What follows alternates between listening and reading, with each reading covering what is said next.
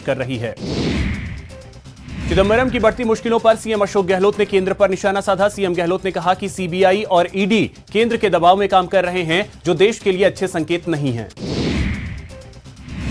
P Chidambaram मामले में श्रम मंत्री टीकाराम जूली का बयान आया है। उन्होंने बीजेपी पर आरोप लगाते हुए कहा कि बीजेपी जिस तरह से संसाधनों का दुरुपयोग कर रही है, वह किसी से छिपा नहीं है। केंद्रीय जल मंत्री गजेंद्र सिंह शेखावत ने कहा कि कश्मीर से पाकिस्तान बह रही नहीं पानी को जल्द रोका जाएगा। इसको लेकर सरकार तेजी से काम कर रही है। उप मुख्यमंत्री सचिन पायलट अलवर जाते समय कुछ देर के लिए दौसा कलेक्ट्रेट चौराहे पर रुके, जहां उन्होंने बांदीकुई विधायक से फीडबैक लिया। बीजेपी प्रदेश अध्यक्ष को लेकर फिर से माथापच्ची शुरू हो गई है। जयपुर पार्टी दफ्तर में गुलाबचंद कटारिया और संगठन महामंत्री चंद्रशेखर ने बंद कमरे में मंत्रणा की। राज्यसभा सांसद किरोड़ीलाल मीणा ने कांग्रेस पर निशाना साधा है। उन्होंने कहा कि प्रदेश में कानून व्यवस्था पूरी तरह से चौपट हो गई है। दौसा और सवाई माधोपुर में कानून व्यवस्था के नाम पर माखौल उड़ाया जा रहा है। सांसद सीपी जोशी ने कांग्रेस पर निशाना साधते हुए कहा कि प्रदेश में लगातार अपराध का ग्राफ बढ़ता जा रहा है, जिसके चलते आम जनता सुरक्षित महसूस नहीं कर रही है, साथ ही लोग परेशान हैं।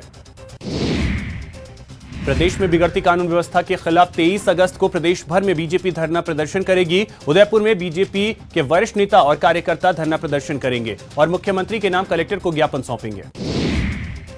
राजस्थान यूनिवर्सिटी छात्र संघ चुनाव में छात्र संगठन कास्ट कार्ड के जरिए वोटर्स को रिझाने में जुट गए हैं। एनएसयूआई और एबीवीपी ने जाट प्रत्याशियों पर दांव लगाया है। एनएसयूआई ने जहां उत्तम चौधरी को मैदान में उतारा, एबीवीपी ने अमित बड़बरवाल को मैदान में उतारा। जोधपुर संभाग के सबसे बड़े जेएनवीयू में शांतिपूर्ण तरीके से छात्र संघ चुनाव कराने के लिए पुलिस ने नया एक्शन प्लान तैयार किया है। डीसीपी ईस्ट धर्मेंद्र सिंह ने जेएनवीयू के 5 सेंटर पर कड़ी नजर रखने के लिए कैंपस के अलावा सड़कों पर भी एक्स्ट्रा गश्त लगा दी है। चित्तौड़गढ़ में शांतिपूर्ण और निष्पक्ष चुनाव कराने के लिए कॉलेज प्रशासन की ओर से तैयारियां जोरों से चल रही हैं। चुनाव को लेकर लेक्चरर्स को ट्रेनिंग दी गई।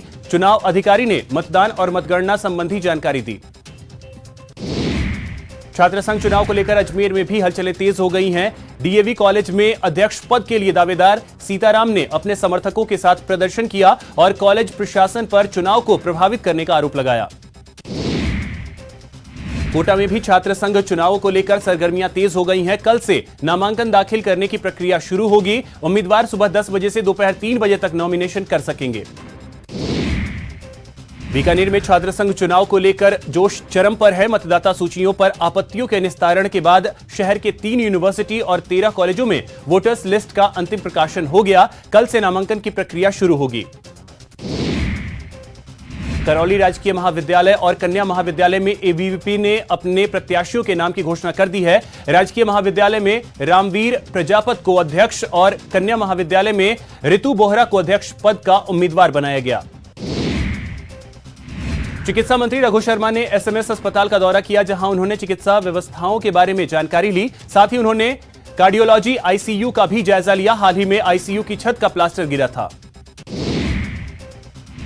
विधानसभा अध्यक्ष सीपी जोशी नागौर के दौरे पर रहे, जहां उन्होंने पर्वतसर विधायक रामनिवास गवाडिया से उनके घर पर मुलाकात की और शोक संतप्त परिवार को ढाढ़स बंधाया। अलवर के बहुचर्चित पहलू खान मामले की एसआईटी ने जांच शुरू कर दी है। 3 सदस्यीय एसआईटी टीम बहरोड थाने पहुंची और मामले की जांच शुरू की। पूरे मामले का supervision ADG crime BL Soni कर रहे हैं। ट्रिपल तलाक कानून बनने के बाद कोटा में 3 तलाक का पहला मामला सामने आया है। पीड़िता ने केस दर्ज करवाने के लिए सिटी एसपी को परिवाद पेश किया है। पीड़िता ने अपने पति पर जान से मारने की धमकी देने और मारपीट करने का भी आरोप लगाया। अजमेर के मसूदा के एसबीआई बैंक में एक युवक ने किसान से लूट का प्रयास किया, जिसके बाद स्थानीय लोगों ने युवक को पकड़कर जमकर लात घूंसों से पिटाई कर दी। बाद में लोगों ने आरोपी को पुलिस के हवाले कर दिया। करौली में बदमाशों के हौसले बुलंद हैं। बदमाशों ने स्कूल बस के ड्राइवर, टीचर और बच्चों के साथ मारपीट की। सूचना पर हिंडौन कोतवाली थाना पुलिस मौके पर पहुंची, लेकिन तब तक बदमाश फरार हो गए। बीकानेर में पुलिस से बचने के लिए चेन स्नैचर ने सोने की चेन निगल ली, जिसके बाद में पुलिस ने आरोपी को केला खिलाकर चेन बरामद किया। मामले में 2 आरोपी गिरफ्तार किए गए। डूंगरपुर में एक विवाहिता ने फांसी लगाकर खुदकुशी कर ली। आत्महत्या के कारणों का खुलासा नहीं हो पाया है। भीलवाड़ा में मामूली विवाद में एक युवक की पीट कर 15 से 20 लोगों ने हत्या कर दी। वहीं हमले में मृतक के 2 भाई भी गंभीर रूप से घायल हो गए, जिन्हें अस्पताल में भर्ती करवाया गया। श्रीगंगानगर में बीकानेर एसीबी ने कार्रवाई करते हुए रिश्वतखोर गिरदावर को ट्रैप किया है। एसीबी ने आरोपी गिरदावर राजेंद्र सिंह को 15,000 की घूस लेते रंगे हाथों गिरफ्तार किया। फिलहाल मामले की जांच की जा रही है।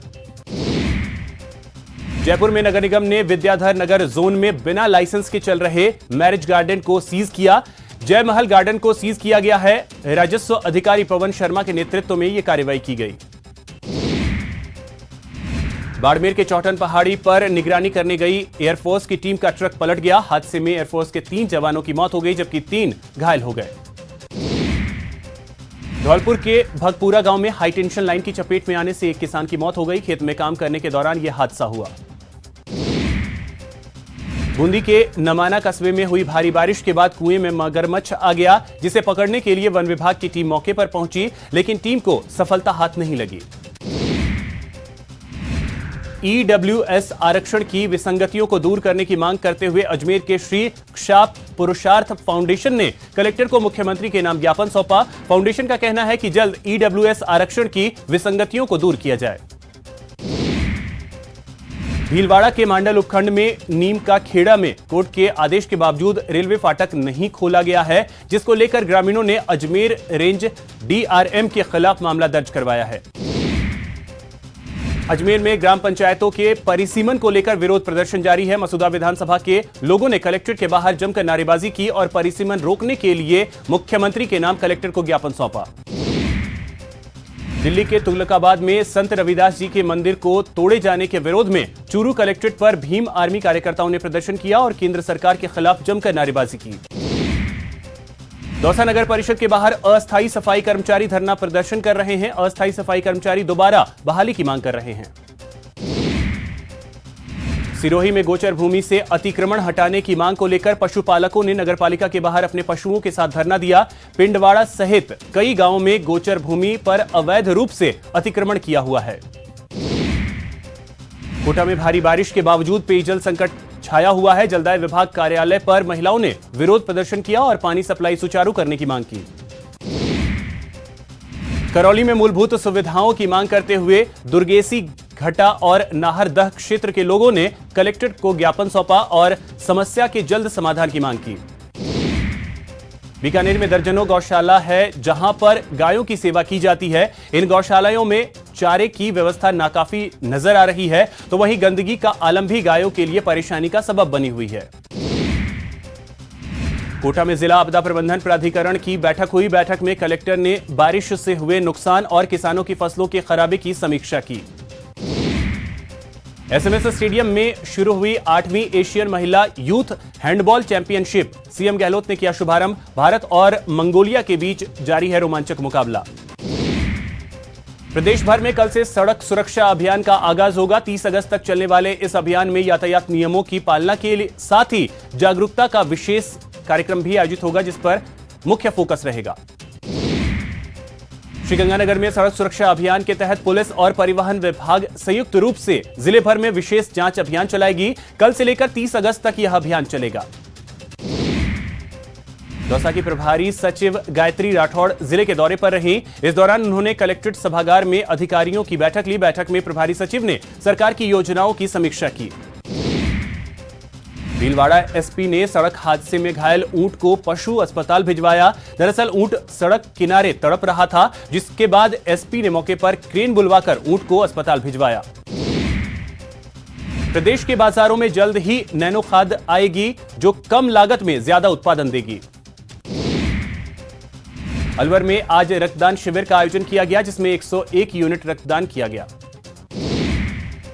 चित्तौड़गढ़ ख्वाजा सैयद सरदार अहमद अशरफी का सालाना उर्स आज संपन्न हो गया। इस मौके पर शहर सहित जिले के आसपास के जायरीनों ने अकीदत के फूल चढ़ाते हुए देश में अमन चैन की दुआ मांगी। झुंझुनू के एनएमटी कॉलेज में 3 दिवसीय इंटर हाउस प्रतियोगिता के दूसरे दिन कबड्डी और लॉन्ग जंप प्रतियोगिता का आयोजन हुआ।